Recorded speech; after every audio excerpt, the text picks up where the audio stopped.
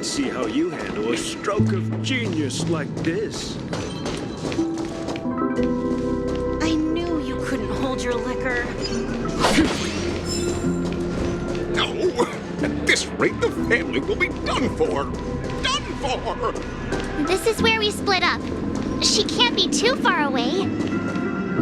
So that's how it is. I never imagined we'd gather the remaining details here.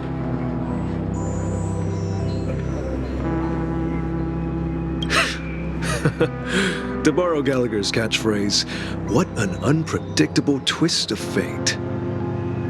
Himeko, here they are. Ah, perfect timing. Now that everyone's here, I'd like to introduce everyone to Micah, who's partly in charge of the Land of the Exiles. Micah, these are my companions. It's a pleasure to meet the Nameless. You know us? I've been keeping an eye on you since the day you arrived in Penacony. We would have met under more appropriate circumstances if Dreamflux Reef hadn't been isolated from the 12 Dreamscapes. Please, allow me to formally introduce myself. I'm Micah, the Gravekeeper of Dreamflux Reef. Gravekeeper? Life in Dreamflux Reef is pretty liberating. Everyone here mostly keeps to themselves, without meddling in others' affairs. My daily task involves cleaning a few tombstones. You're too modest, Micah. When lost dream chasers stumble upon this place, you're the one who takes care of them, guiding them back to the sweet dream, or showing them how to survive the wild dream chaos. So, guardian of sorts. Were you talking to me, Mr. Yang?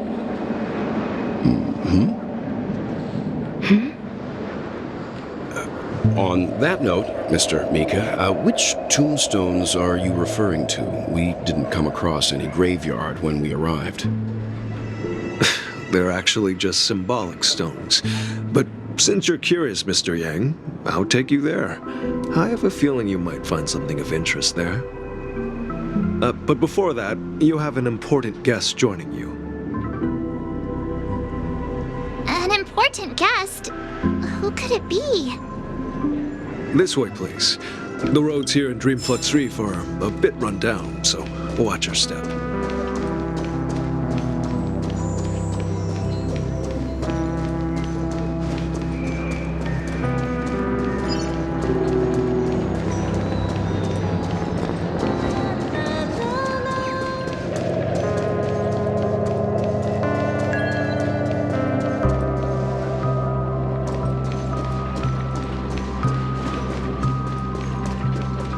There she is. Everyone sang so wonderfully. It's not often that I tried this music style, but I've gained some valuable insights from it. Oh, I can't thank you enough, Robin. Well, these kids have made incredible progress in only a few days. It was nothing, Grace. I merely taught them how to sing. It was you who brought hope into their lives. Life must be quite difficult for them in reality, I imagine. That's right. Whenever it's time to say goodbye to these kids, they're reluctant to leave. But I've explored every corner of Dreamflux Reef, talked to everyone I met, and they all told me the same thing. This shattered dream is not worth clinging to. It seems you truly are a child of the Harmony. Emma and Andy are orphans I took under my wing. Carol there, with her blind eyes, used to work at a nutrition center in the outer ring of Penacony. And as for Gary, he's been living with autism since he was a child. They're not old enough to enter the sweet dream managed by the family. If we compare people to birds, these kids are like fledglings with impaired wings. But in this dream, well, they can fly freely. Even if they stumble along the way, well, they're still relying on their own strength. And me, an old lady with no legs. Well, without this dream, I couldn't even walk toward them.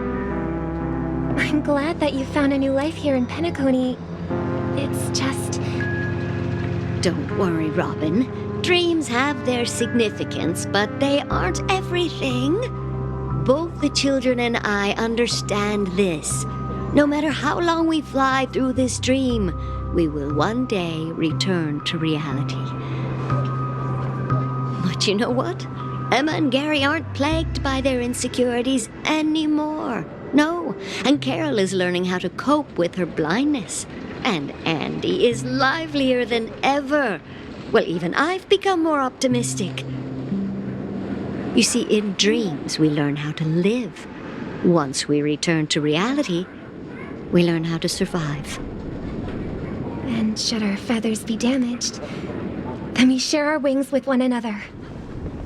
There's no need to covet an illusory sky in dreams, because we have the right and the ability to fly towards a broader horizon. It's a relief to see you safe and sound, Miss Robin. It's nice to see you all again, Astral Express crew. I heard my disappearance caused quite the commotion out there. I'm really sorry about that. Since you're here, can we assume that you're fully aware of the situation in Penacony? Ever since I returned to Penacony, my voice started to change, until it gradually faded away. At first, I thought it was a temporary ailment, perhaps due to having been away too long. I thought maybe it just takes some time for my body to acclimate to the high concentration of Memoria and Asdana. But now it seems the root of the problem goes way beyond me. There are elements around me that don't align with the harmony. Losing my voice is just one of the signs of the Sweet Dreams collapse. The Sweet Dreams collapse. That memo keeper mentioned the same thing. So it's real. While I was away from Penacony, the boundaries of the 12 dreamscapes kept expanding outward. But whenever I mentioned the anomalies in my dreams, all the family heads refused to talk about it. Only my brother was willing to respond. Later, I discovered the secret letters from the IPC ambassador, which further convinced me that there are hidden secrets beneath the surface of Penacony. So, following the clues in the Oak family's dossiers, I found my way here. The land of the exiles, concealed by the family under the guise of death. A dream within a dream, where Penacony's past is buried. Hearing you speak, it sounds as if your voice has made somewhat of a recovery. I hate to admit it, but the harmony in this place resonates more broadly than within the Sweet Dream. It's regrettable, but the family has experienced betrayal. The traitor, or traitors, abandoned their original principles and, using the name of harmony, exploited people's weaknesses to turn Penacony into the planet of festivities, trapping everyone in the illusion of the Sweet Dream. This is not the strong defending the weak, but rather the strong exploiting the weak. A world without equality won't ever be favored by the harmony. And naturally, those voices blessed by them have lost the ability to sing. Could there be another force influencing the family's shift in philosophy, Miss Robin? Considering what happened with Acheron, it's difficult to conceive of another entity within the realm of the harmony capable of influencing everyone.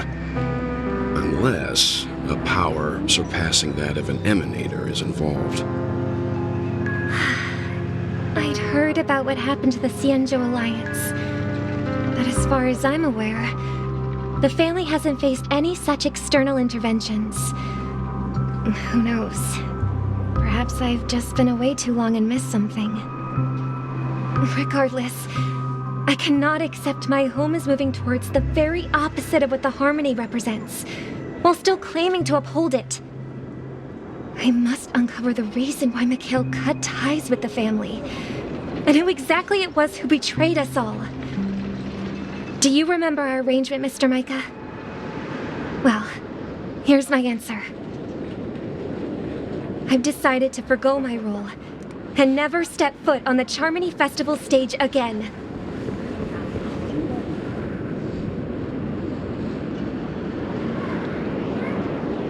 Look here, brother. A little bird. Looks like a fledgling Charmony dove.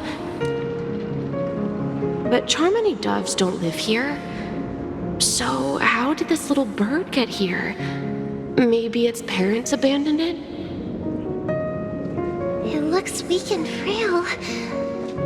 Why don't we find something soft and make a nest for it?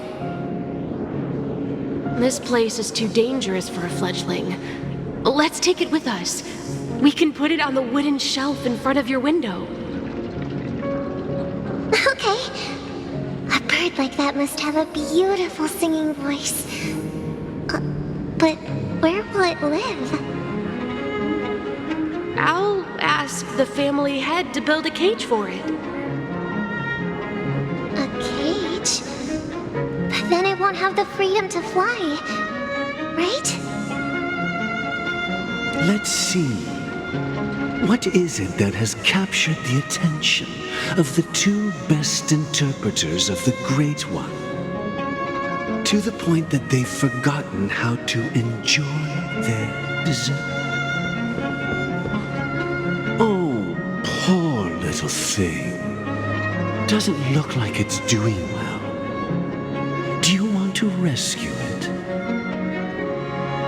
I do. But I don't want to lock it up in a cage. Why?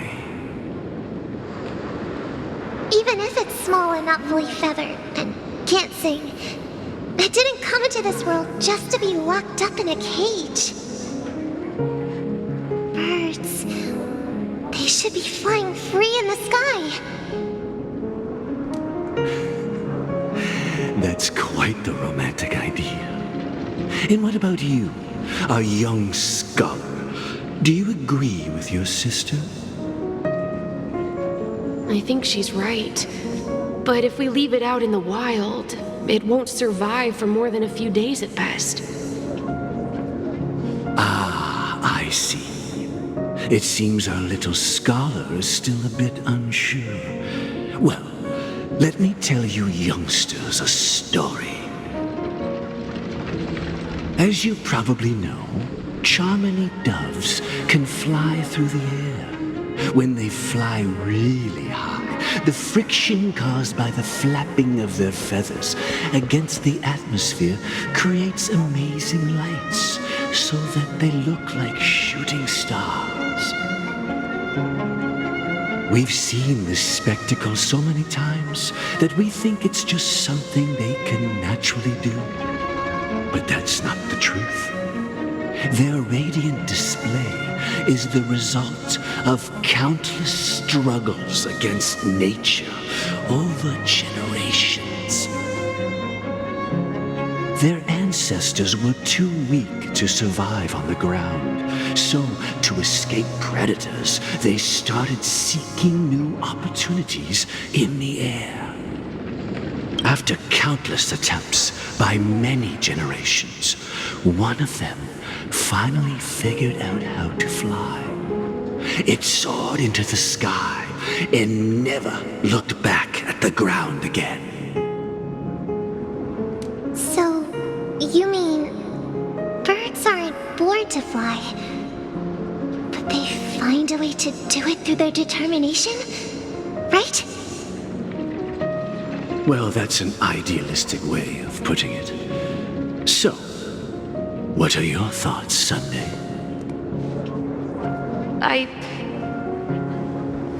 I think people believe birds are meant to fly because they've never seen those birds crashing to their death. That's an interesting perspective. So, have you decided what to do with the bird now? For now, I'll keep it in a cage until it can take care of itself because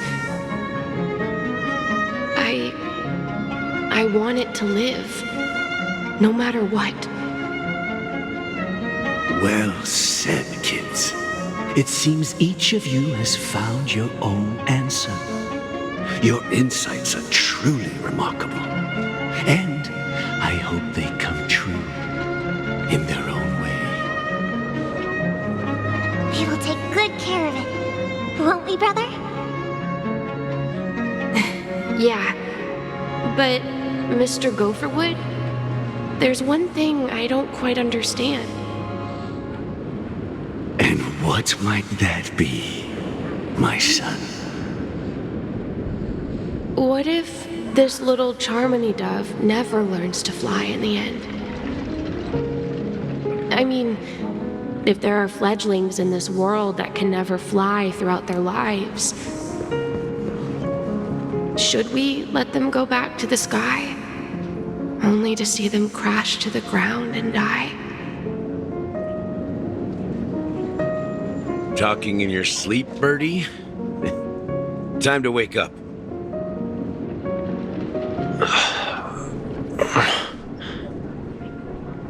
Huh? Need a hand? I'm still alive? Yeah. Happy about that. Where is Robin? Tell me. Now. I knew that was going to be the first thing you'd ask. Don't worry, your sister is here, safe and sound. She's probably walking around the streets now. If I were you, I'd be more worried about myself. After all, right in front of you is the guy who just stabbed you in the chest with a dagger. If you wanted to kill me, you wouldn't give me the chance to speak. Just tell me your demands, lackey of the Watchmaker. So, you figured out who I am, huh? No wonder you had the guts to go against the Dream Master and the Four Families. Looks like I made the right choice. Choice? You are aware of my plan and see through my act. Time is running out, so let's drop the charades. I'm suggesting we cooperate. Cooperate? What makes you think I'd cooperate with you? The fact that the famous Robin has chosen my side. Plus, some clues about a traitor and a bright future for Penacony.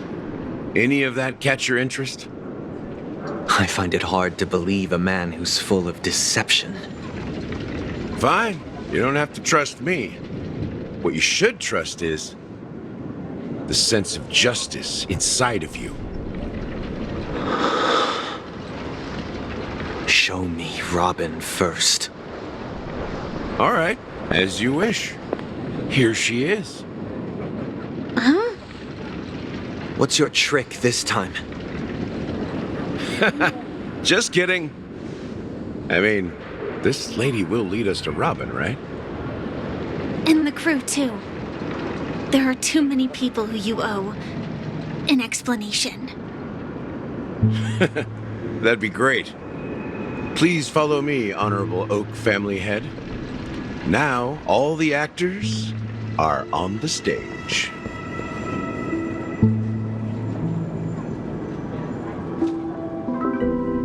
This is the monument I mentioned earlier. The names inscribed on it should be familiar to all of you. Rosalina and Tiernan. When Penacony was known as a frontier prison, it was the Trailblazers who connected it with the stars. They were the heroes who saved Astana, and their names deserve to be immortalized, not just on this small stone tablet, but in the annals of history for all of time. However, today, the planet of festivities is nothing but sweet dreams. That heavy piece of history is all a distant memory, just like that prison. If their names are inscribed here, then that means... According to Micah, they died long ago. Rosalina was killed during the War of Independence. She ventured alone into the heart of the star system to investigate the flow of Memoria, but she never returned. Tiernan was a skilled gunslinger, strong and reliable. He led the people through countless battles, but he didn't live long enough to witness the arrival of true peace. In the decade following the war, Penacony faced challenges internal and external. To protect Asdana, Tiernan took up the way of the Trailblaze and led the Lampmoth family to explore beyond the system, only to be surrounded and wiped out by the Swarm. Though I had expected as much, the tales of these heroes truly are sorrowful. True to the title of Trailblazer, they spent their lives venturing into the unknown. But what about this tablet? There are no names carved on it. When Dreamflux Reef was created, its owner was still alive. However, he insisted on erecting a monument for himself, saying that it will happen someday. Here we meet again. Everyone from the Astral Express. Robin.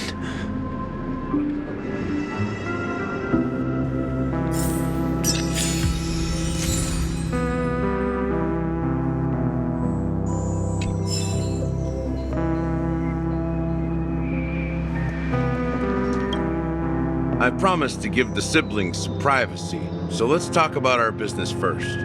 What do you say? That sounds sensible enough. Since you went through the trouble of gathering the family heads, the crew, and the Stellaron hunters, I'm guessing you have something important to say, Mr. Gallagher? Oh, is it that obvious? The look on your face is practically screaming I'm the one behind all this. You're right, Mr. Yang. It is indeed time to come clean on everything. The siblings already know what they need to, and they've made their choice. But you, Nameless, arrived a bit late. So it's only fair that I answer your questions. Before we begin, let me reintroduce myself. I'm the founder of Dreamflux Reef, the deputy of the Watchmaker, and the one who sent out that invitation. As Gallagher, the history fictionologist, I humbly extend my greetings to you all. History fictionologist? So what, everything you told us was made up? Well, don't worry. Almost everything I shared was true. Well, except for the part about the family accepting me back. I double-checked with Micah, and everything he said about the family, the Watchmaker, and Mikhail is true. Thank you for your understanding. Now let's get down to business. I'm sure you're all wondering why I went through the trouble of setting up this battle for the legacy, inviting different factions, and stirring up a ruckus all over Penacony. Well, it all boils down to something very familiar to all of you. The Stellaron. The Stellaron? But how is that possible? Penacony is a free-flowing interstellar hub. There are no signs of contamination whatsoever. You're totally correct. So, care to take a guess at what that means?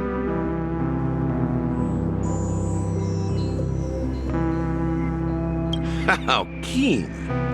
Well, what should I say? I expected nothing less from the person here who is the most familiar with Stellarons. The sweet dream doesn't come out of thin air. If you think of the memory zone as the sea, creating the land of the dreams is like filling that wild ocean with earth to make an island. To achieve this feat, without the help of an emanator of remembrance or enigmata, the only way is to use a Stellaron. And that's not something you can achieve with a simple wish. It requires vast quantities of knowledge, time, and manpower. I'm sure you get what I'm hinting at. In Asdana, the planet of festivities itself is a Stellaron disaster. The planet of festivities itself is a Stellaron disaster? It all started a long time ago, back when the Watchmaker and his crew liberated the frontier prison. They faced countless challenges as they began building Penacony from the ground up. That's when the idea of using the Stellaron came into play. The Stellaron first entered the Asdana system during the war. The Nameless warned everyone against the folly of attempting to tamper with such a power, and most heeded their words. But there are always people in the shadows with ulterior motives. The turning point came after Tiernan's death. With 2 of the Nameless gone, the Watchmaker had to go to the front lines. It was at that moment his rivals saw an opportunity. By the time a representative from the Montour Systems family arrived at the Watchmaker's call, the Stellaron had already been activated and was seeping into the primordial synesthesia dreamscape. And I suppose the family happened to possess the knowledge to seal the Stellaron? Not just that. They knew far more about the Stellaron than the average person. They helped Mikhail swiftly quell the civil unrest and played a part in building Penacony under the disguise of the Harmony. Those 3 eras were known as the Age of Dreaming. The Watchmaker, who had been left in the dark, sent out invitations across the universe, spreading the hype around the land of the dreams. Then, how did they turn against each other? Remember the island in the ocean metaphor? The truth is, the Stellaron was never truly sealed. It existed in a different form within the dreamscape. Think about this. What would it cost to create and maintain such a lavish dreamland? It's people's lives. The opulent dream is built upon the decay of spirits, with a toxic elixir called pleasure flowing through the dreamscape. It tempts people to indulge in the dreamscape, and gradually their minds succumb, becoming nourishment for the sweet dream. Confusion, laziness, and cowardice, weaknesses that plague humanity, were magnified and nourished by the family. Penacony became a new kind of prison, even more impenetrable than the previous one. Sadly, we realized this far too late. By then, the family had a firm grip on Penacony, swiftly quelling any opposition that arose. At my wit's end, I had to use the power of the Enigmata and sought refuge in this chaotic realm. Over the years, I created a meme within this dream for our use. Dormancy. That's its real name. We exploited a loophole. You see, regular people can't fall asleep again while they are inside the dreamscape. So this is the true meaning of the impossible. You sent out invitations in the Watchmaker's name to find forces capable of resolving the Stellaron disaster and draw them into Penacony to uncover the truth. It's not just that. Above all, I wanted to see what happens when the major factions engage in a struggle for the legacy. Since this is the Watchmaker's first announcement in decades, the traitor within the family is bound to reveal themselves. So, the legacy is just a facade. If you want to consider the Stellaron as the legacy, I'm totally fine with that.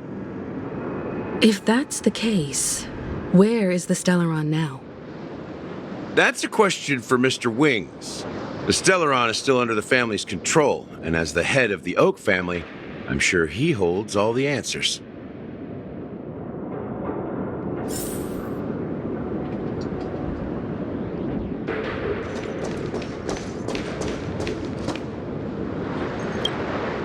Are you done talking? So, will you tell us where the Stellaron is? It is the Penacony Grand Theater itself. As I suspected, it's the embodiment of the family. The edifice that first materialized within the Sweet Dream. That's what turned Penacony into its current state. As for the person who employed its power, it is in fact Mr. Gopherwood, the current Dream Master. Well, that was easier than I thought. Did you conduct your own investigation already? Correct. When I was trying to track down the person who murdered my sister, apart from you, Gopherwood was my second suspect. Confronting me first turned out to be a smart move on your part. I didn't have other options. The Dream Master has been elusive, and even the heads of the families can hardly get an audience with him. Moreover, Mr. Gopherwood has been kind to my sister and me. And I didn't want it all to end like this.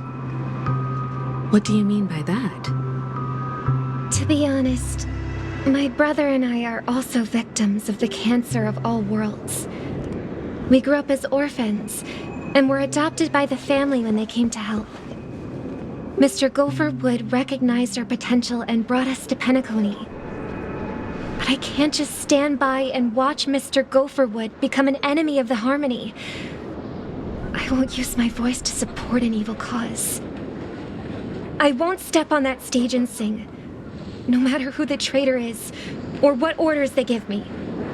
I won't let the Charmony Festival become an event that destroys Harmony itself, or the paradise in our dreams.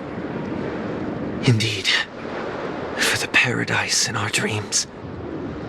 As the head of the Oak family, I'm responsible for ensuring Penacony's promising future. Robin and I will head into the sweet dream and confront the Dream Master. And if it turns out that the family has truly strayed from the Harmony, I'll fight alongside you. We'll put the Charmony Festival on hold and make sure Mr. Gopherwood pays for his blood debt. The enemies you are about to face aren't like this old dog here, who can barely even bark. Since our interests are aligned, why don't we team up? Maybe, just maybe, we'll have a shot at success. We have always been following in the footsteps of our nameless predecessors, and there's no reason to stop now. Yeah, we Nameless won't back down from a challenge. Isn't that right, Mr. Trailblazer? That line actually makes me a bit nervous. Rest assured, sitting on the sidelines isn't in our nature. Mr. Sunday, Miss Robin, I'm willing to accompany you on behalf of the Astral Express. Having a third party present should help with negotiations, and could make all the difference if things get ugly. Thank you, Mr. Yang. Thank you all very much. The Charmony Festival is about to start, and time is against us. We must hasten. Everyone, let's gather over here. We still need to make some preparations.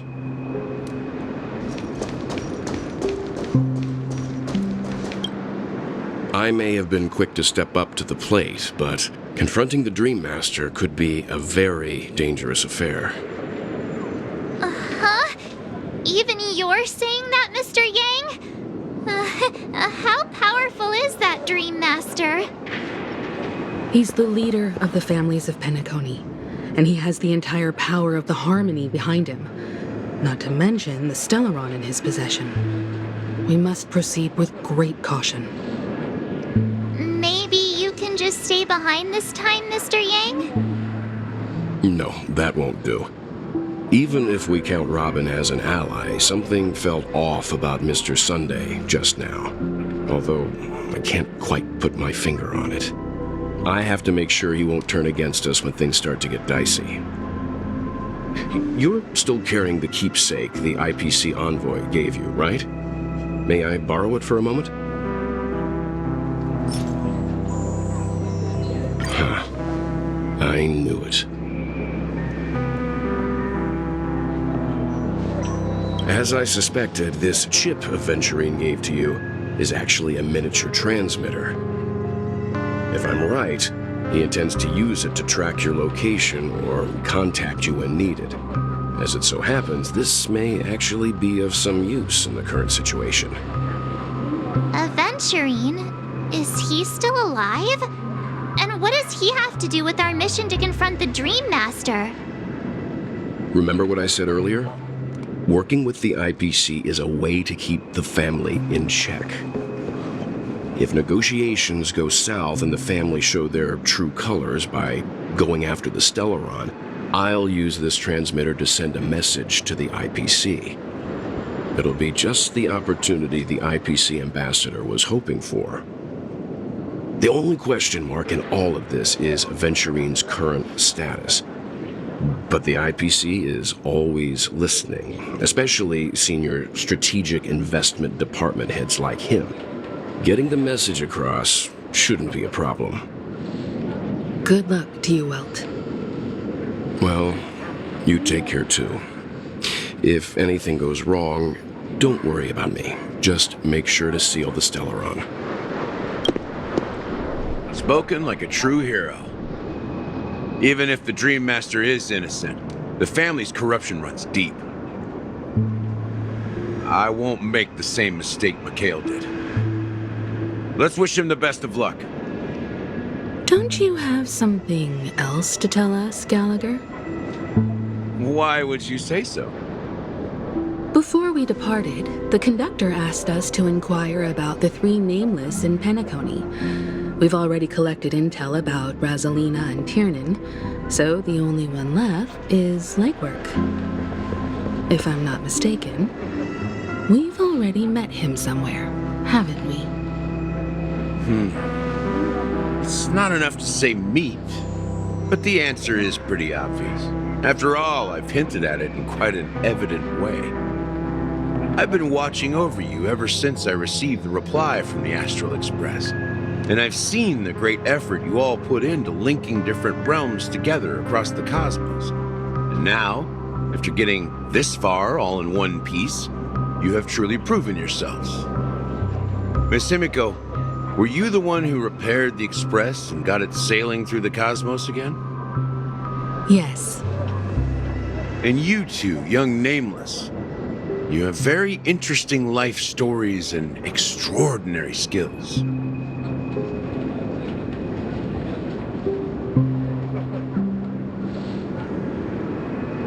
I don't know much about my life story, but I do have extraordinary skills. You're full of energy. Please send my regards to the conductor, Pom Pom. Please let them know that their friend had fond memories from his time aboard the Express, which he reminisced on every time he had a good drink. As for the last Nameless, he embarked, disembarked, and embarked again, traveling in a great circle, ending up back where he started. On his deathbed, he told me to find the Astral Express and deliver an invitation to the future Nameless. He left behind a special gift, a true legacy. Something that belongs only to the successors of the Trailblaze. Come with me. Now is the time to reveal it.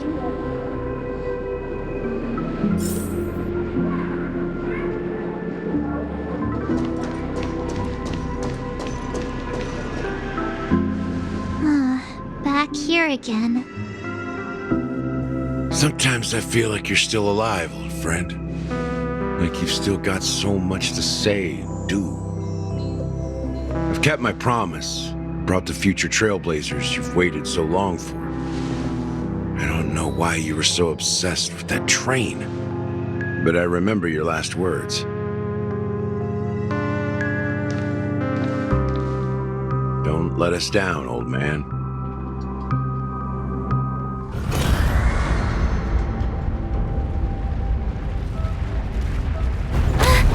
What's happening?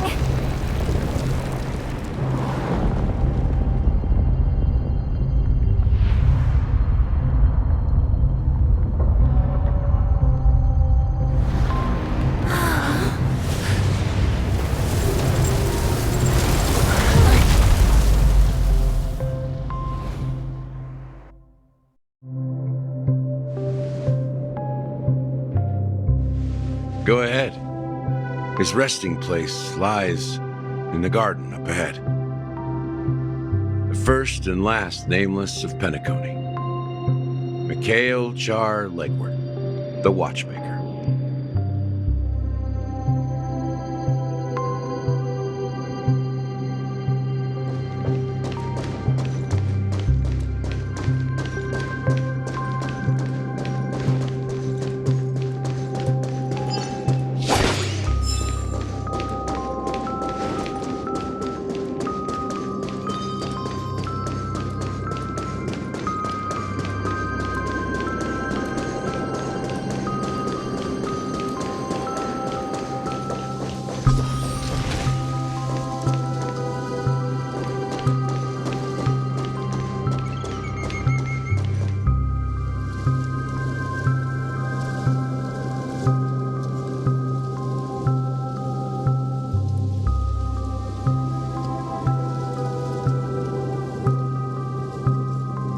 Sure enough, the Watchmaker is the third nameless. Even I could guess that one. The legacy he left behind was a dream bubble. I believe inside that bubble, there's something that holds meaning only for the nameless. After all, when I checked its contents, I found nothing inside. Maybe some Trailblaze runes? Even more mysterious than me. Well, let's have a look.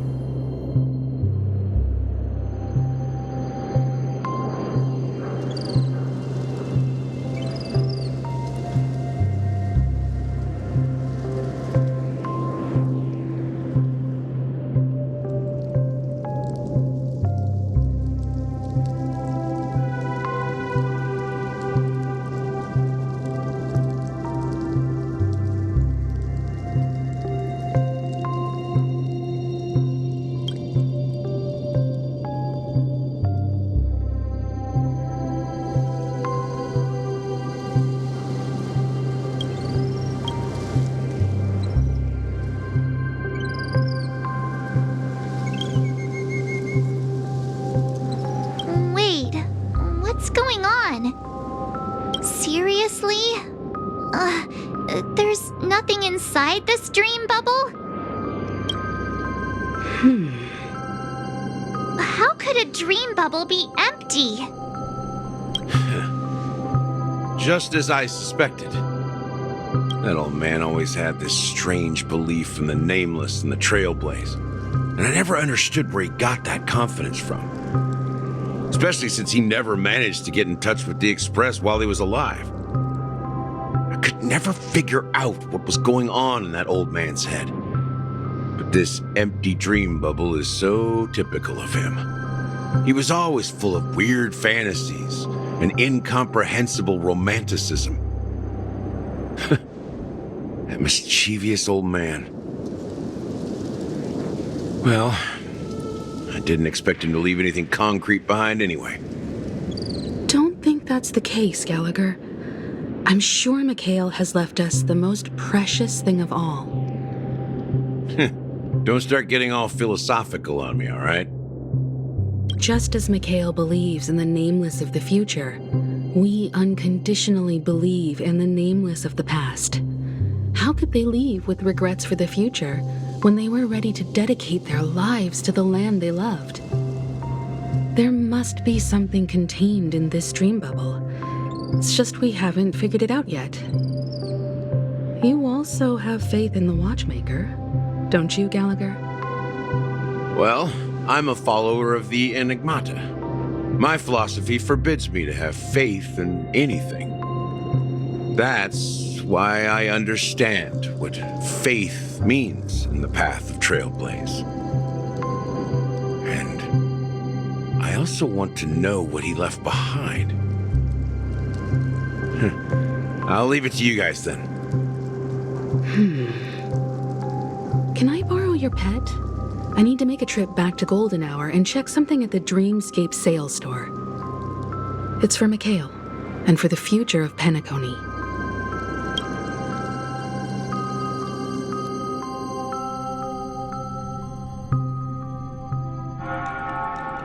Welcome to the Reverie Hotel. How may I help you? Greetings. We're the Nameless from the Astral Express, and we'd like to check in. The Astral Express? But I thought... Yes, my companion's already checked in.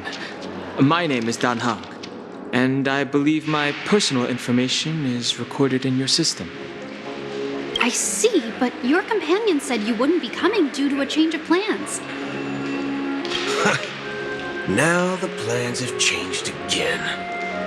And you are... Me? I'm Pom Pom, a new nameless who's also with the Astral Express.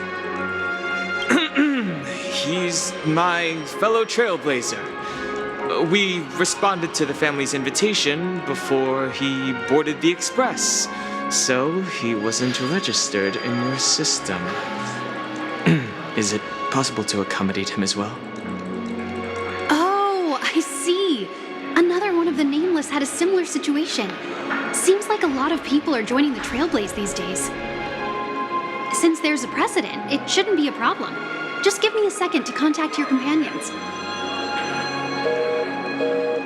I'm sorry, dear guests, but it seems I'm unable to reach the other members of the Astral Express. What do you mean by unable to reach them?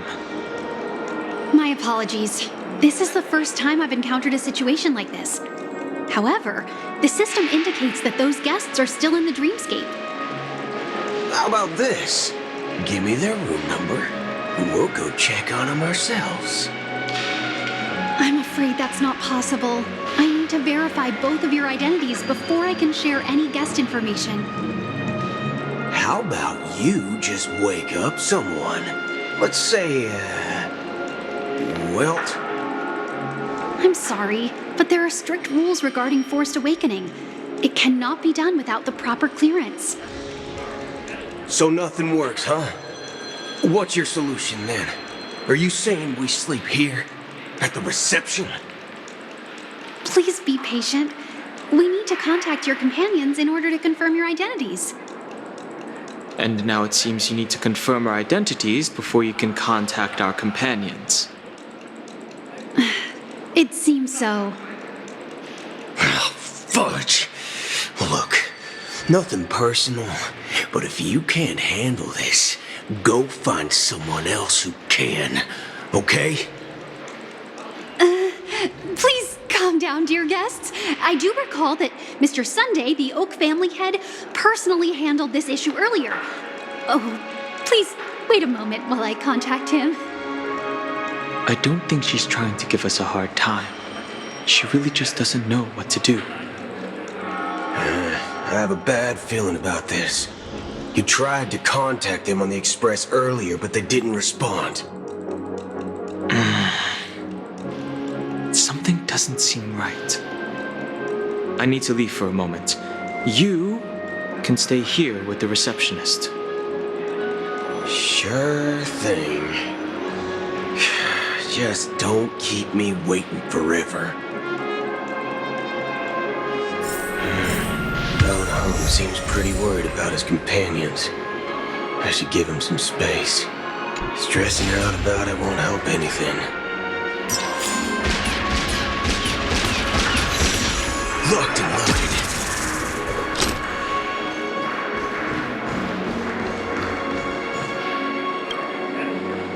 The Charmony Festival is about to start! I'm so excited! Hey! You guys here for the Charmony Festival too?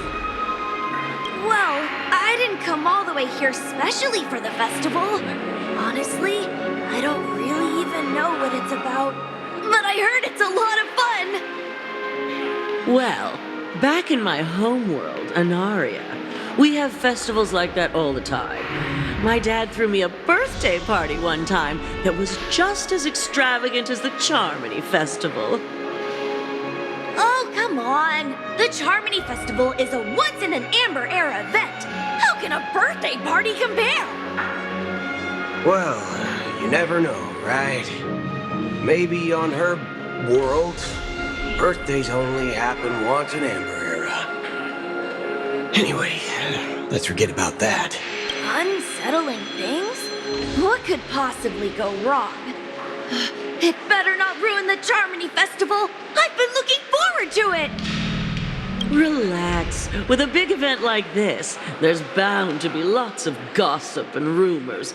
Don't worry. If anything does happen, the family will be on top of it. Oh, that's a relief. I didn't come all this way to see the festival go down the drain. Well, looks like I won't get any fudging clues out of these two. They're clueless.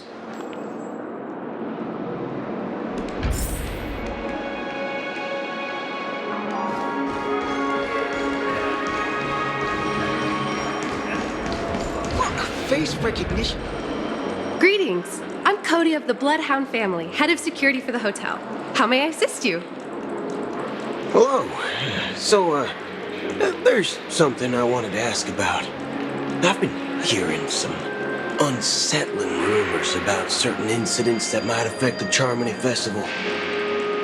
Do you think there's anything to be worried about? I've traveled all the way from the Hawaii Federation, and I don't want my trip to be ruined. What do you mean? Wait, you haven't heard? I'm not sure where you heard those rumors, but they're completely baseless. I can assure you, as a representative of the Bloodhound family, that everything is going smoothly for the Charmony Festival. At present, all of the families are focused on making sure the festival starts on time. Even the Dream Master himself has arrived. So don't worry, your trip won't be in vain. That's a relief to hear. She doesn't appear to be acting. So, it seems that even the hotel staff are out of the loop. Back already? Hasn't she returned yet? Nope. I'm starting to wonder if sending her to contact Sunday was a good idea. Neither the staff nor the guests seem to know anything about what's happening in the dreamscape, and wherever we go, all we see is people enjoying themselves. Definitely not a good sign. I agree. Another unusual thing is that the Oak family is supposed to be in charge of organizing the council and managing everything inside and outside the dreamscape. However, I walked around the hotel but didn't meet a single member of the Oak family on such an important day. Well, I'll be forked.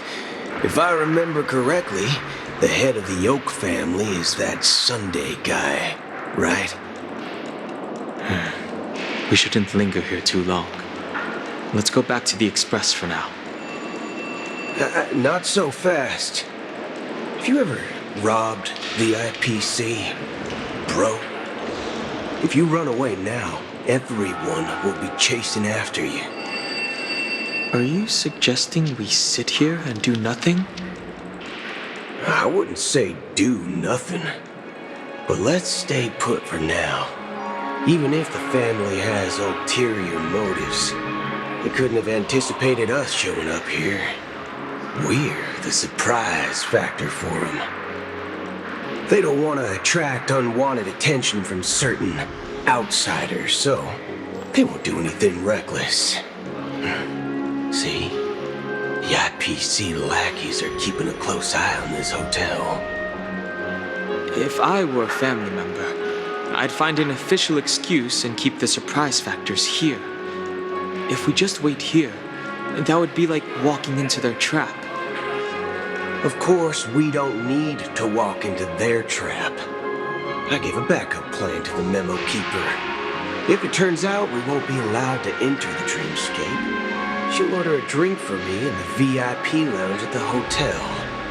In reality, a secret signal. That's right. Oh, a concrete object can indeed help the memo keeper establish a connection with you. But Boot Hill, if you have more backup plans in the future, I hope you'll let me know in advance.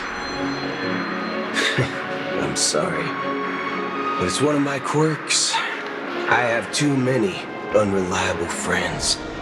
And if I reveal that I have backup plans, things can go awry. And that would leave all backup plans completely useless.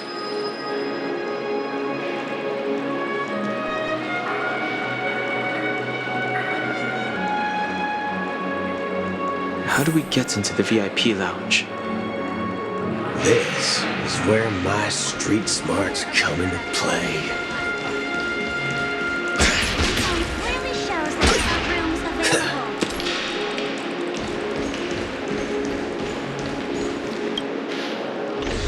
You're the lobby manager, right?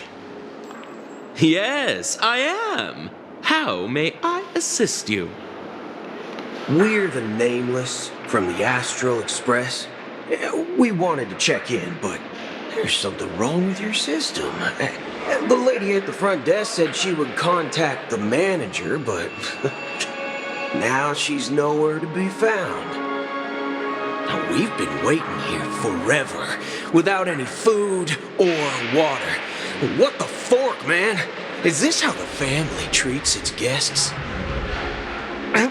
Is this your idea of street smarts? Starting an altercation? It's called standing up for your rights. I apologize for the inconvenience. Please wait while we try to contact Mr. Sunday. I'll arrange 2 premium seats in the VIP lounge so you can rest there while you wait. See? Just like that. Just don't call yourself Nameless next time. Wow, this bar's something else. Certainly worthy of the planet of festivities. One beach soul glad, shaken, not stirred. Good evening, gentlemen. Hey, I have an order for a bottle of Hasdana's White Oak. Can you help us find it? Hasdana's White Oak? I think there might be a misunderstanding. We don't serve that here. Oh, no way. Are you sure you're not mistaken? If someone had reserved such a beverage, I would definitely remember it. It sells for hundreds of thousands of credits per bottle, after all. I couldn't afford to cover for such an item if it were broken or lost. That's strange. Well, could it be that the memo keeper couldn't afford it? Then what should we do now? No need to rush. Let's grab some drinks first. Maybe I arrived too early and she hasn't come yet. Now, let's see what kind of juice malts you all have here. Well, give me a glass of Heenum Valley, 40 years. I'll have it neat. No ice. Well, that's the most expensive one on the list. You have a taste for the finer things. It's on the house, anyway. What can I get for you? Anything you recommend is fine. Then I would recommend today's special, Glass Village. It's classic Soul Glad mixed with Laboom juice. It's refreshing and suits your cool demeanor. Just 1 minute. Ah, this flavor. Dynamite barbecue with rocket fuel. Ooh, really hits the spot. Truly the finest sherry cask aged malt juice in the cosmos. Dynamite barbecue with rocket fuel. Is that really something that humans enjoy? Hey, this guy doesn't know anything at all. As long as you're satisfied, dear guests, please enjoy. Let's give the memo keeper another half-system hour. If she doesn't show up, we'll need to come up with a new plan. In the meantime, let's take stock of the situation. What do you think? The situation is unclear. Something must have happened on the planet of festivities, but the public is unaware of it. Someone in a position of power within the family must be covering it up. It's unusual for the followers of the Harmony to invite other factions, let alone the IPC and the Masked Fools. If what you said about the Emanator of the Nihility is true, the situation in Penacony is a little complicated, to say the least. Actually, there's something else I'm concerned about. Regarding Acheron. As you know, The faction that follows the path of the hunt are some of the most dangerous folks in the cosmos to mess with. I mean, who in their right mind would impersonate the Xianzhou Alliance or the Galaxy Rangers? It's like asking for a death wish.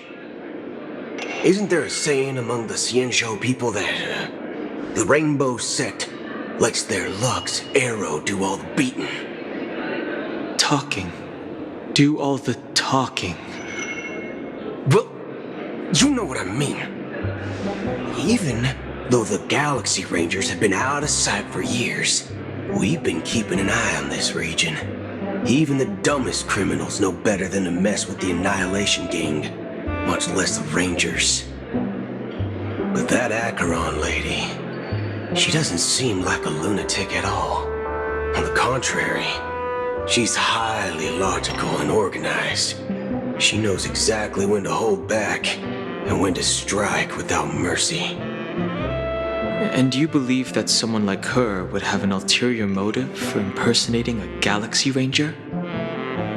I'm not entirely sure, but I do have my suspicions. Maybe she knows a Galaxy Ranger, or perhaps she's trying to lure us out for some reason, which I can't figure out. Anyway, what worries me more are the anomalies within the family. They've summoned followers from various paths for the festival. No matter how generous such a gesture is, this move seems highly unusual. Unless the invitations weren't sent by them. If that's the case, it's even more intriguing that the family insists on organizing the Charmony Festival, despite the chaos. Maybe it's Shipei the Harmony pulling the strings. We find it beyond human understanding because it wasn't arranged by humans at all. People do stupid things out of irrational impulses. They abandon their principles when self-interest is involved. They believe in things they know they shouldn't, and fudge, they even break their own rules. But Eons don't. They stick to their determined path and never turn back, even if they reach a dead end. You think Shipei's will is behind all this? It may not necessarily be Shipei, but there's definitely some higher entity involved. I know it may sound pessimistic, but if human free will were reliable, why would we even need Galaxy Rangers? It's much simpler when you boil it down to the eons and paths. Like how Lon always follows the path of the hunt, or how the Express stays true to the Trailblaze despite Akavili's disappearance. But in my opinion, Akavili's fall holds significance for the Nameless. Oh, so you're saying the Nameless now have to take responsibility for their own choices because their absolutely right leader is gone? Exactly. I believe the purpose of the journey isn't just about following a path that's always considered absolutely right. It's more about doing your best to choose the right path for yourself among countless possibilities, even with limited insight and judgment. I don't know what you've been through, but I agree that people must take responsibility for their choices, because no one else can do it for them. That's why the Galaxy Rangers need to uncover the imposter and figure out her true intentions. Just in case. I have a backup plan if the Memo Keeper doesn't show up. This is my final backup plan. I promise. You sure have a lot of cards up your sleeve. Well, going back to my old career would make things a lot easier. And by the way, when you were walking around the hotel, did you happen to see any important-looking guests? What's your plan? It's simple. We just grab some hostages and use them as bargaining chips with the family. Or maybe we can even take their identities. No need for that. We'll return to the Express now. Wait, are you getting scared? Draw your weapon. Let's make a big scene. Are you leaving, esteemed guests? Would you like to cancel that Asdana's White Oak you just ordered? Huh? Asdana's White Oak? But didn't you just say... Ha ha. Looks like you are a bit intoxicated, esteemed guests. You ordered a bottle of Asdana's White Oak just a moment ago. Looks like your memo keeper friend has finally arrived. Oh, right. Sorry, my memory's not the best. You know, too many modifications and all. Anyway, let me check. Well, fork me. It says Donna's White Oak, all right. And there's a note. I'll be waiting for you on the Astral Express. No mistake, that's her message to you. She knew the hotel wasn't safe, so she suggested we find another place. Well, looks like we took a detour, but now it's back to the Astral Express. So, what are we waiting for? Let's go.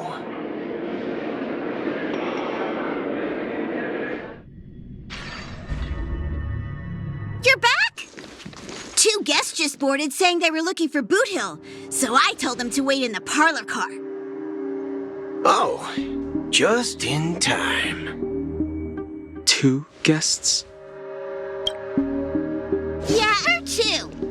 Look, we welcome all passengers on the Astral Express, but sneaking in like that, you have no regard for etiquette.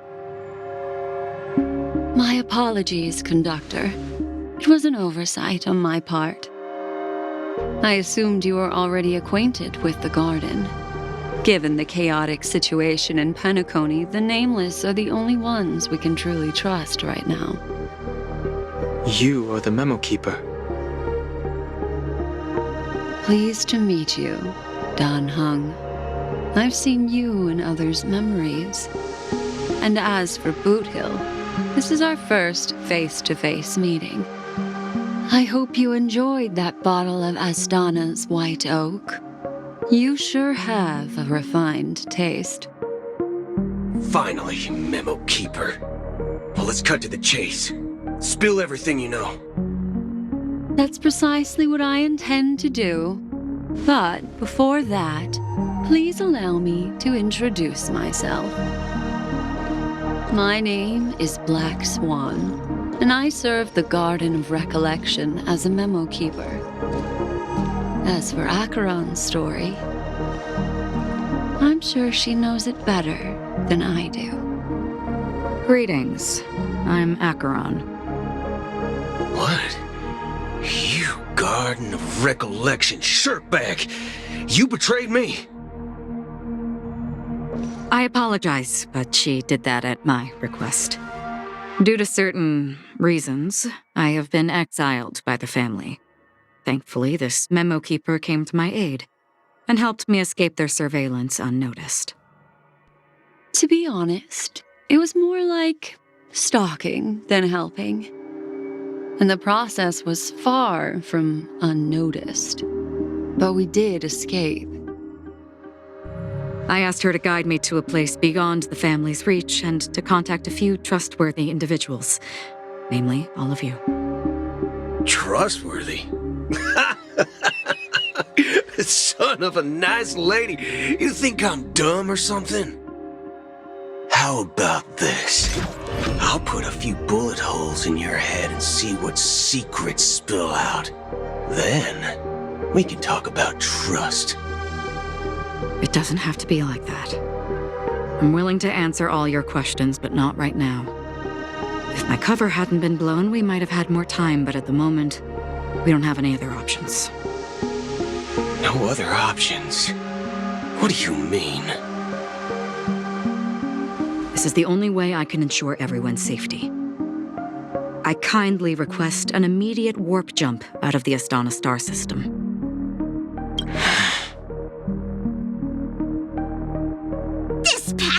Ranger is requesting? As far as I can tell, she's not a threat and seems to be telling the truth. I've briefly traveled with your companions and know their whereabouts, Dan Heng. Please rest assured, your nameless companions are safe, but they need our help. As for Boot Hill, you may have guessed, I've been waiting for you. Galaxy Rangers are known for their elusive nature and limited contact with each other, so this was the only way I could reach out to you. Only by doing this can I find a true Galaxy Ranger and fulfill a long-standing promise: to return his relics to their rightful owner. Someone once told me that every rainfall is like a gift from the heavens, a sign of their mercy upon the world. Raindrops are said to be the tears of the gods, shed in response to the sorrows of the world. Their constant pouring is a reminder that the gods haven't abandoned us yet. So, how long has this rain been going on for? I used to believe, just like you, that it would eventually stop. Years and decades passed. And in the end, such hope faded away before the rain did. Looks like the God you mentioned doesn't exist after all.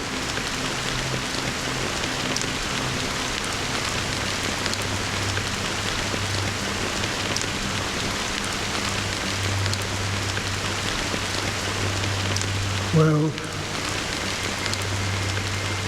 let me share a story with you. Mortals who walk the paths are like sailors on a vast ocean, leaving behind a trail that creates countless ripples of possibilities. These ripples last longer than the fleeting lifetimes of humans. And for some, their presence leaves such a strong mark that it's reflected like those shadows on the ocean. Sin-thirsters, the obsessions of the Pathstriders, they emerge from the depths of IX, seeing themselves as masters of their own destiny, unknowingly repeating the actions of their past lives. They emerge from the nihility and head toward it, leading purposeless lives. However, these hollow phantoms, they were once my dear companions, a group of Galaxy Rangers. Are you watching over them? Watching over them? No. I'm guiding them toward transcendence. It was a brutal war. A crusade that shook the universe. The universe witnessed the fall of Zulo, the Lord Ravager, but it came at a price. A price so hefty that only those who were there still remember. The unwavering determination of the Hunt followers persists even in death. So someone must guide these lost souls to their life beyond. They were heroes in their time, and they shouldn't be reduced to mere puppets of nihility. As for me, I've suffered too many losses on that battlefield to advance any further.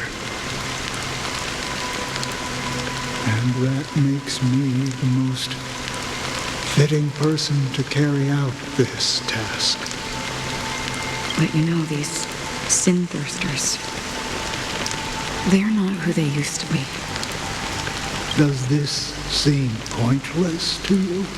Well, some tasks have to be done, even if they are pointless. I can help you. For what? For the meaning of the nihility. That's what I've been seeking. I see. After all, this realm is off limits to ordinary souls, right? Thank you, stranger. I wish that you find what you seek. Before we part ways, I have one more question. It is true that their actions and even their entire lives may seem pointless from our perspective. But if, and it's just an if this is what the departed ones expected, should we try to change it? A good question. And a profound one. I don't know the answer. What I do know is that one day I too will pass away. And when I bid farewell to this world, someone will stand at my grave and place a bouquet of flowers on it.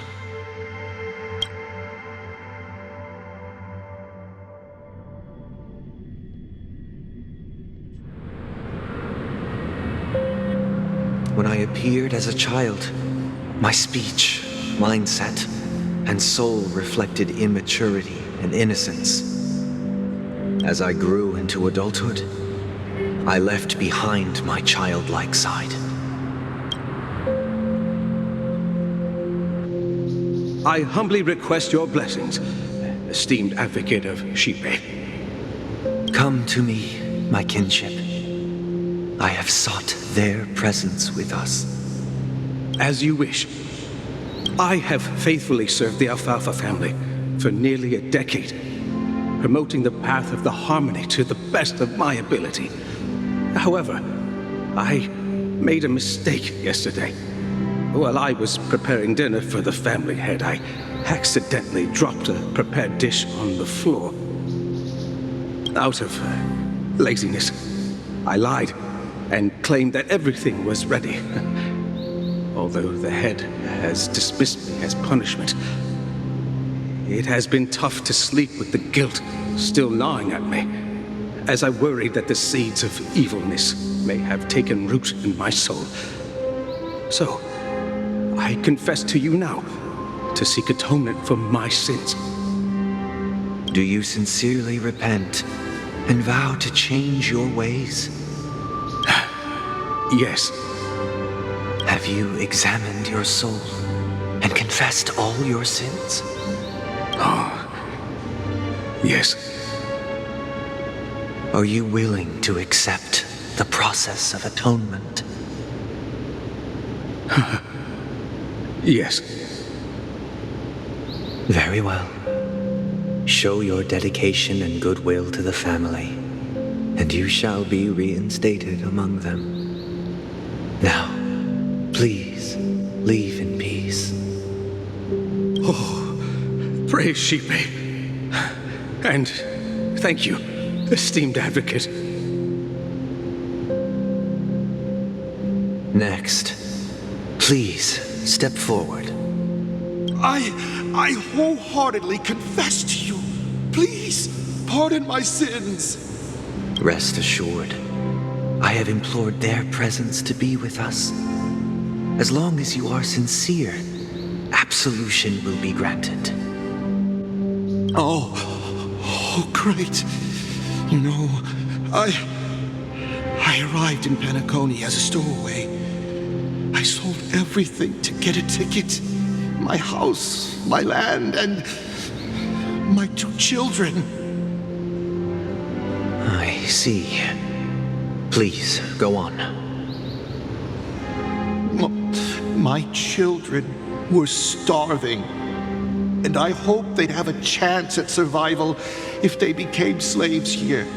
If I can strike it rich here, I'll lift them out of that situation and give them the life they deserve. But the Bloodhound family got wind of it. They're on my tail, hunting me down. I thought I could bring my kids here. It was all my fault. All my fault. The family is ready to forgive all sinners. I'll ask the Bloodhound family to cease their pursuit. You don't need to live in fear anymore. Oh, thank you. Thank you. I'll work my hardest to redeem my children and make them part of the family. Praise the Harmony! Next, please step forward. Hey! Long time no see, Mr. Sunday.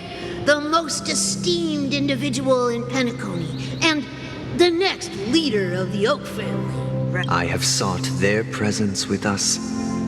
Let us proceed. Sure. Let's just get this over with.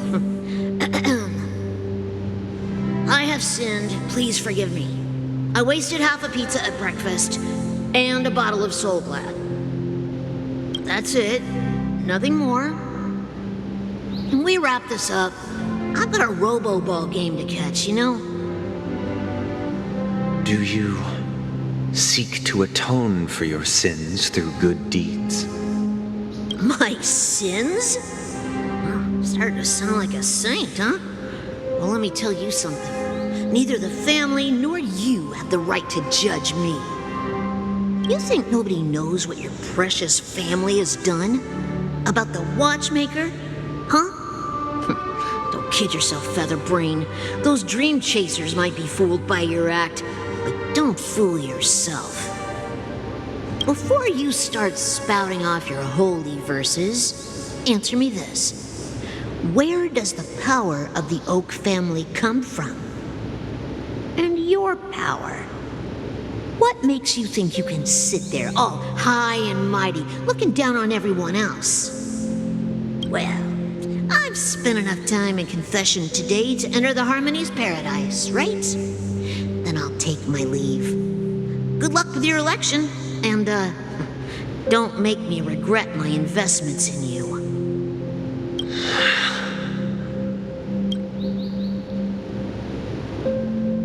Oh, revered triple-faced soul, hear my doubts. Who can judge the strong when their power hides their crimes? Who can vouch for the weak when they will pay any price to survive? Who can comfort the purest souls when even they get led astray?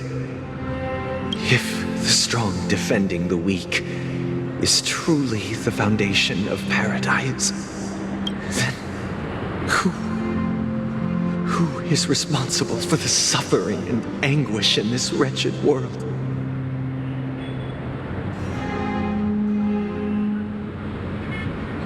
Brother? Brother? Brother, are you all right? I'm fine. I've been working long hours, and I just made a trip to Dreamflux Reef and back. So, I'm a bit out of sorts. But it'll all be over before we know it. You've been working non-stop on the Charmony Festival, Mr. Sunday, and no one could have predicted this incident. Even if the Stellaron does pose a grave threat, I still feel sorry for all the trouble we've caused you. No need to worry about troubling anyone. The Charmony Festival was meant to spread joy and harmony across the cosmos. But now that we know the truth, I'm afraid we'll have to cancel it. It has always been our wish to make everyone happy, so we'll do our best to explain everything to the Dream Master. I'm sure he'll understand. Even if if the negotiation does not go smoothly, I'll refuse to go on stage. Without the Chordmaster, the Harmonious Choir would not arrive, and the Charmony Festival would be just a grand performance, and nothing more. I'm relieved to see your determination. You know, since arriving in Penacony, we haven't had any contact with this Dream Master himself. I'd heard of the heads of the 5 major lineages, but the Dream Master is a mystery to me. The Dream Master rarely grants an audience, even for us. But, given the urgency of the situation, he's agreed to meet us in person. Perhaps you'll be the first guest to meet the Dream Master in years, Mr. Yang. Let's hope we can reach a consensus that satisfies everyone. Indeed. Let us hope so. It's about time. We'll have to get ready for the meeting. I apologize for any inconvenience caused by the urgency. Don't worry. I'll be waiting here. Dear, it's Mr. Sunday! Hey, come over here!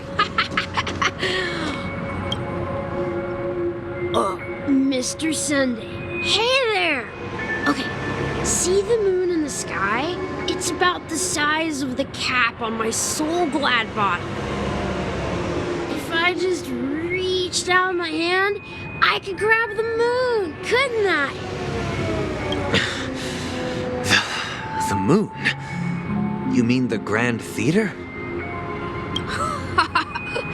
Yeah. Look at me. I've been away from home for too long.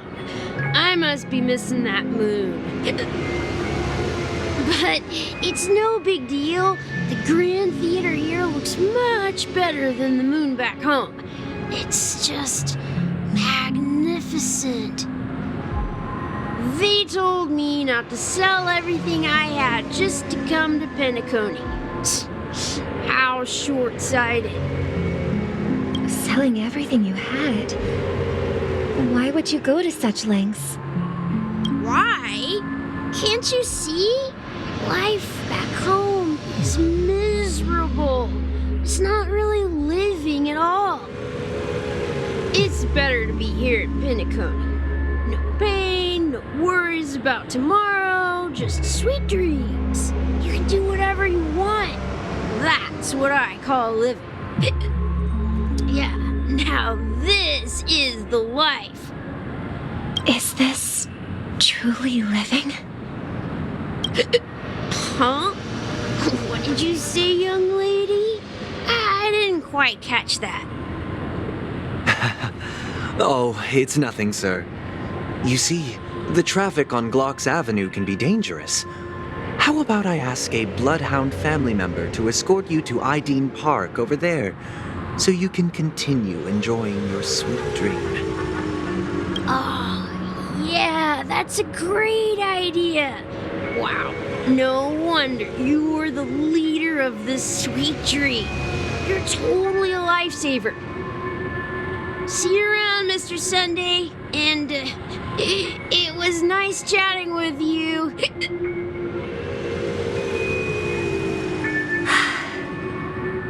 What's up, sister? This is the land of the dreams.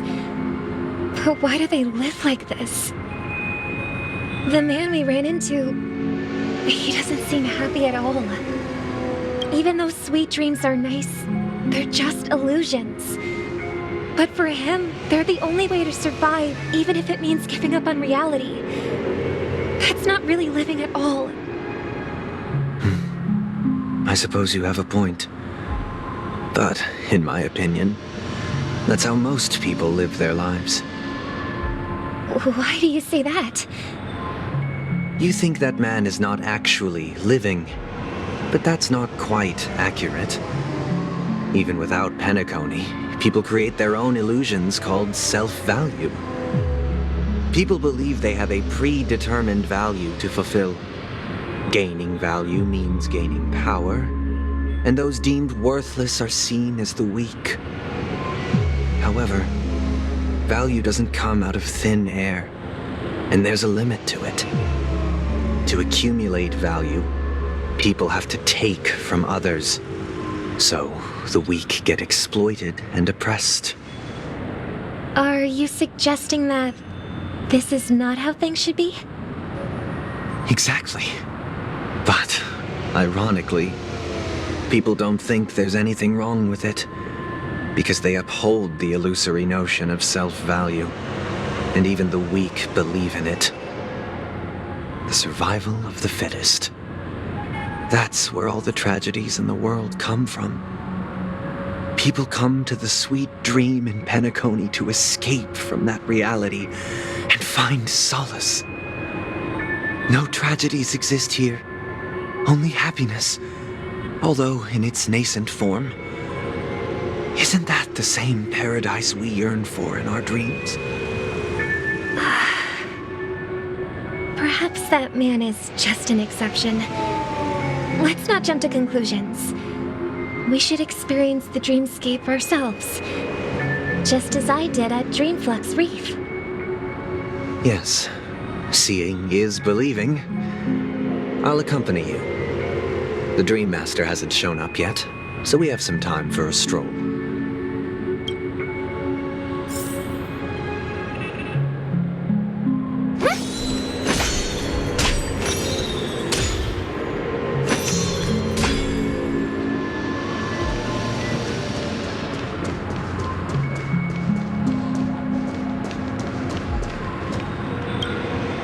Glad to meet you again, Robin.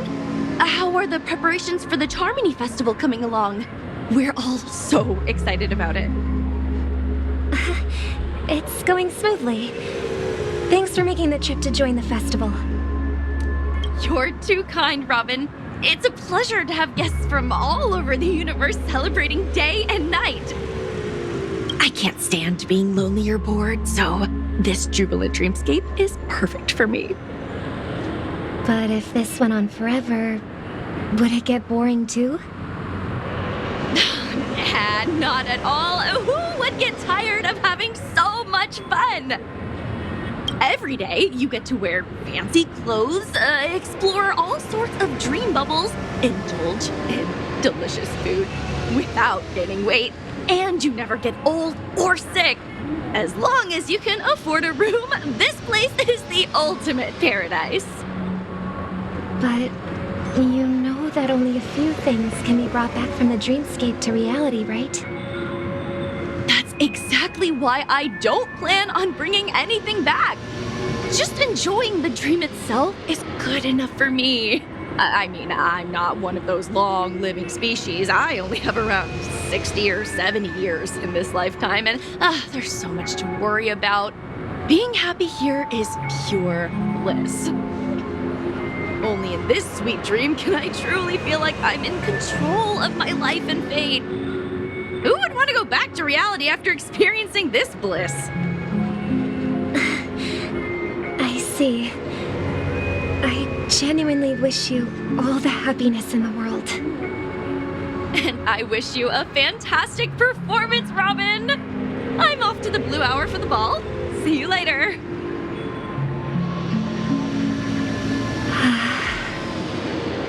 Seems like that guest's perspective didn't resonate with you either. She had a valid point, and I could sense her genuine happiness. It's just that... What you're trying to say is, she thinks she's in control of her life, but in reality, she's just escaping from reality and seeking solace in this sweet dream. Once she steps out of this sanctuary, everything will be lost. Well, she did make mention of being able to afford a room, didn't she? However, the paradise in our dreams, it doesn't have to end. No, and the paradise we yearn for shouldn't be just a fleeting dream either.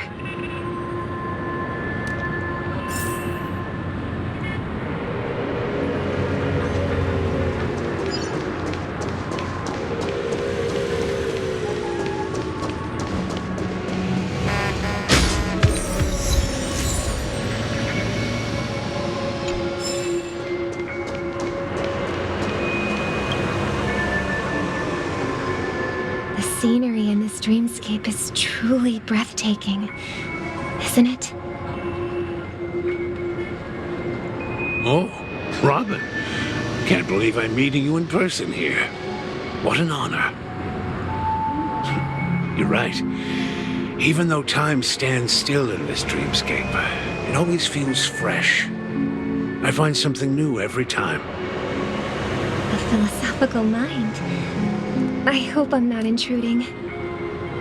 Oh, not at all. No. With little time left, I yearn for meaningful conversations, especially with someone as esteemed as you. Do you mind if we chat?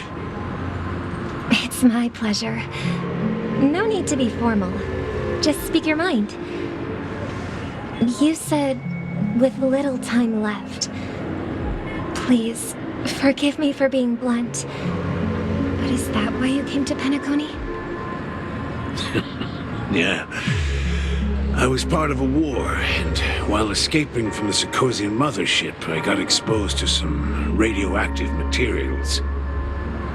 And then, all my comrades died, and my hometown was wiped out by neutron bombardments. I couldn't bear to live with everything I knew gone.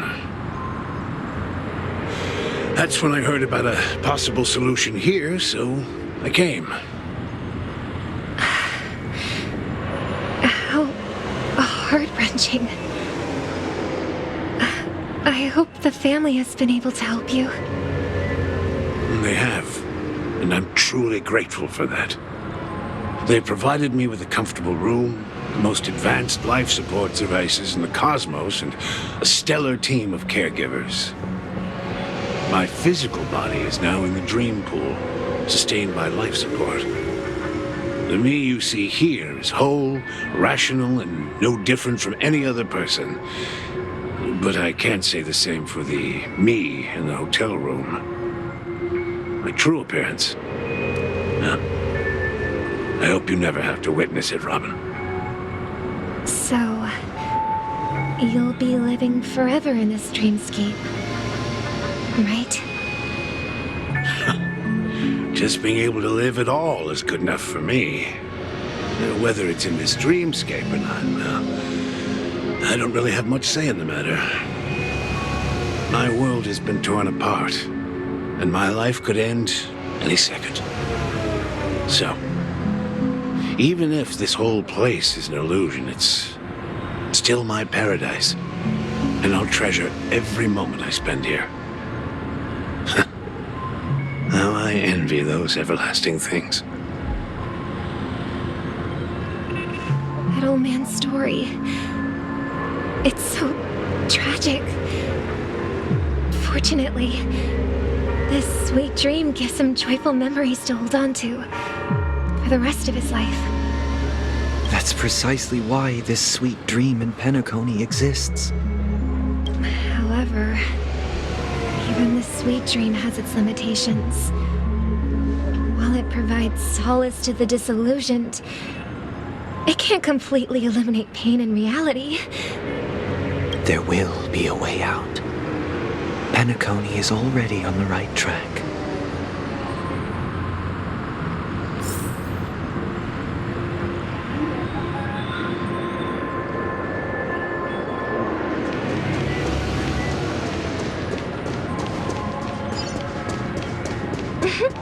Look what we have here. A lovely young lady. Wait, is that me?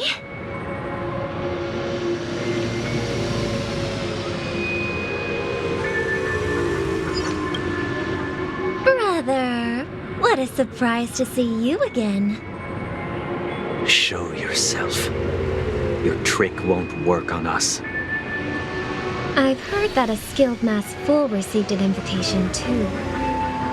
That must be you, right? Did you enjoy yourself? Barely. The people here are way too gullible. A little bait is all it takes for them to bite. And they run away at the slightest hint of danger. In other words, they're naive and cowardly. Now that you've had your fill, It'd be wise to leave before it's too late. The music of the harmony doesn't tolerate discord. What? Now that you have the real Robin, I'm useless? Oh, how disheartening. I've done so much for the family. You should be thanking me, because if it weren't for me cleaning up this mess, Penacony would still be in shambles. Don't you think? That was a personal request from the head of the Iris family, and it has nothing to do with us. Step aside and stop causing trouble for the Charmony Festival. The Charmony Festival? You think you can scare me? You think I have no idea what you're planning? I don't care what you're thinking, chicken wing boy. But I'm pretty sure our lovely Robin won't be appearing on stage. After all, you're well aware of what a sorry state this dreamscape is in under the banner of harmony. Penacony, the land of the dreams. Is this truly the paradise you desire? Stop it. What's the rush, chicken wing boy? Did I get to you? Our paradise is none of your concern, masked fool. Leave now, or the family won't tolerate you anymore. All right. I'll go. But Robin, I suggest you seriously consider this. Do you really believe those living in dreams can escape pain and find true happiness? Well, I've done my part, and now I'm simply waiting for the fireworks to begin. Here, the last 2 gifts for both of you. And don't lose them. If by some unfortunate chance the Charmony Festival starts against all odds, remember to use them during the show. And it'll be thrilling. Bang! I heard a raven cawing in the distance. It seems the Dream Master will arrive soon.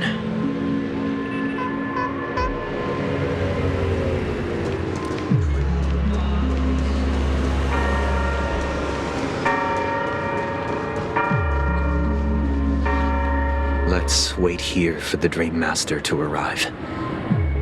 Okay. By the way, brother, I heard you no longer have a sweet tooth. Back when we were kids, you used to steal my desserts. Seems like a lot has changed during my absence. What exactly happened? Well, someone has to stay awake even in this sweet dream. But that someone doesn't have to be you, or anyone in particular.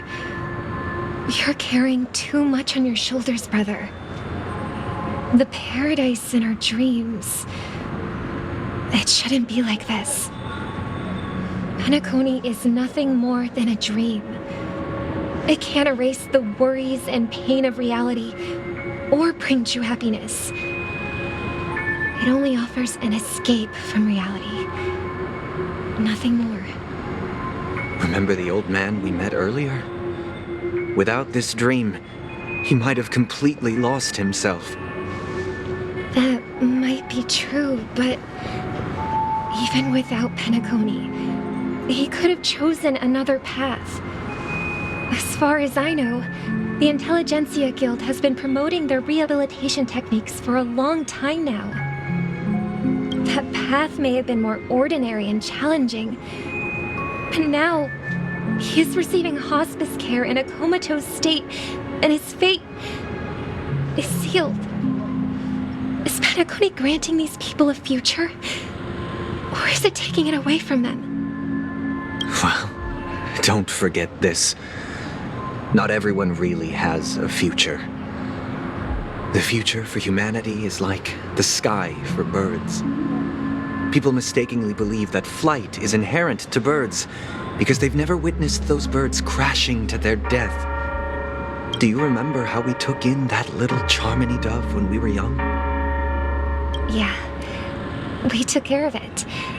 Provided food and water, groomed its feathers, and later, When I decided to leave Penacony, I opened the cage and set it free. Well, I didn't mention what happened to it in my letters because I didn't want to upset you. Shortly after you left, it crashed to its death right in front of your window. I had surmised as much. I knew you wouldn't have avoided mentioning the bird for no reason. Despite that unfortunate outcome, I still believe it was the right decision. Birds aren't meant to spend their lives in cages. They belong in the sky, even if they can't fly. But here's the thing. If there are birds in this world that can never fly, can we really assert that they belong in the sky? Are you implying that the same goes for humans too? Let's take the Astral Express as an example. The Nameless made tremendous efforts to bridge worlds, gaining fame across the universe. However, only a few extraordinary individuals can endure such a perilous journey. That's because the pursuit of the Trailblaze exceeds the capabilities of ordinary humans. Otherwise, why would this path be filled with broken rails, an abandoned express, and even a fallen Eon? That's just sophistry. If that were true, then only the powerful would have the right to determine the future. Unfortunately, that's exactly what happens. Another name for the future is self-value. While this world has its fair share of heroes who inspire people and garner admiration for their heroic deeds, the majority of ordinary people will never become heroes in their lifetime. Some are born weak and vulnerable. Some find themselves trapped in unfortunate circumstances. Some fall victim to malice and cowardice. When it comes to survival, everyone is equal. And the weak can only watch as their value gets constantly diminished by external forces. That's why we should care for the weak and support them as if their suffering were our own. That's what the Odes of Harmony have always taught us. While the Harmony holds noble aspirations, the strong will always be strong, and the weak will always be weak. Even in this carefree dream. Human nature contains greatness, but it also harbors inherent weaknesses that can't be eradicated. In the end, if people can't even secure their own survival, they won't care about the illusory future of equality. As long as the law of survival of the fittest prevails, there will always be fledglings crashing to their death. But if people don't live for the future, do they merely exist for survival? If even you, my brother, don't believe that the Harmony will save the weak, then which Eon can make our dreams come true? People often forget that when the first bird took flight, the entire world envisioned a future where no more fledglings would ever crash to their death. Are you reading, sister? What are you reading? Mr. Gopherwood gave me a picture book. It's about the story of the harmonic strings. If I could become a chord master, I'd like to summon Dominicus, the harmonious choir. I want to sing with everyone and spread our wishes so that all can feel happiness and joy. I see. Then I would summon the harmonious choir too. Don't you have a wish of your own, brother? Of course I do. It's just that it includes your wish and everyone else's. I long for a true paradise where everyone can find peace. Then, let's build a stage there and invite everyone to our performance so that both our wishes come true through the power of the harmonious choir. It's a deal then. Yeah, it's a deal. But how can I become a chord master?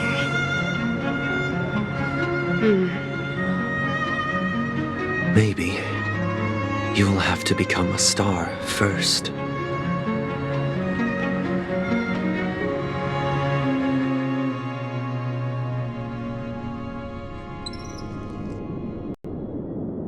You're back sooner than I thought. Any results? Yes. And now, it's up to us to forge ahead. Since he's already carried out his last wish, my final mission is complete. But pardon me if I sound curt. It's good to have determination. But the path Mikhail left for you is not an easy one to tread. Why else would he have chosen to sleep in solitude, staking everything on some nameless in the future? But you have the numbers, and in numbers comes strength. So that might just delay your inevitable a little more. Got any more encouraging words? As I see it, relying on Welt's negotiations alone is far from enough. Regardless of whether the other party will be compliant, negotiating simply allows us to meet them as equals and won't grant us an upper hand. Penacony is our rival's home turf, and we already have very few chips left to play with. Rather than idly sit around while the family's got us blocked off, an offensive approach might be a wiser course of action. We're more familiar with the Stellaron's properties than most, and since it's the key to stabilizing the sweet dream, it's vital to the family's interests. By attacking their core interests, they're bound to retaliate hastily. And as the saying goes, haste makes waste. That's right. As long as we pose a threat to the Stellaron, either with words or otherwise, we have a chance at gaining the upper hand. But the problem is, on the eve of the Charmony Festival opening, how exactly are we going to get close to the theater? Family security will be airtight, and if we brute force it, even if we succeed, it's too risky. So, no one's gonna say anything? Then I'll raise my hand. I know the answer to this question.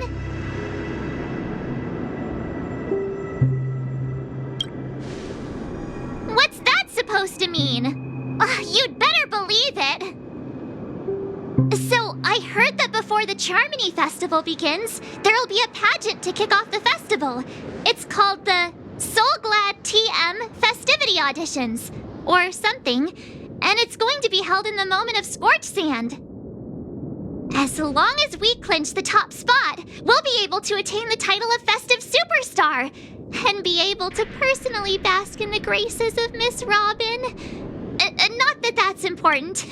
What's crucial is that we can enter the Grand Theater before the audience arrives. So, how do we go about participating in these festivity auditions? I've already procured special invite tickets from Miss Robin's fan club. To tell you the truth, I had been preparing to join the auditions all along, but now it looks like even if I scrape through, I probably still won't have the chance to shake Miss Robin's hand. So they're still running this thing, huh?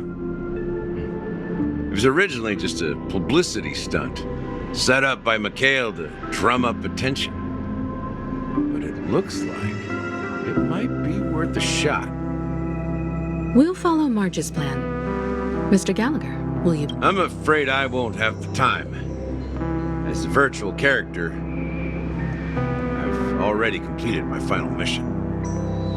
Whether Penacony can awaken from this dream is all down to you. Should we ever cross paths again, I'd love for you to visit the Express. All right. I'll have to add to that data bank of yours you've got on the Express. And Miss Firefly, we thank you for all your support. We're faced with a formidable enemy. As long as the Astral Express and Stellaron Hunter's objectives are aligned, we're willing to cooperate with you. We've already come this far together. I'd like to join you for the rest of your journey on Penacony. I'm pleased that we can finally fight shoulder to shoulder. I couldn't ask for a better ending. This is also the spirit of the Trailblaze. Now, everyone, let's prepare to move out.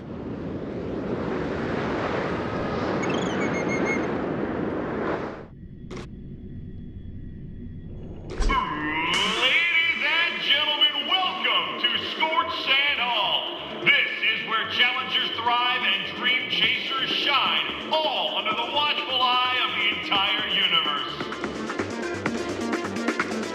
If you have ambition, dream, and the drive, dear friend, the next superstar of Penacony's Charmony Festival could be you. Oh, wow, they've really outdone themselves. Oh, I'm starting to get excited.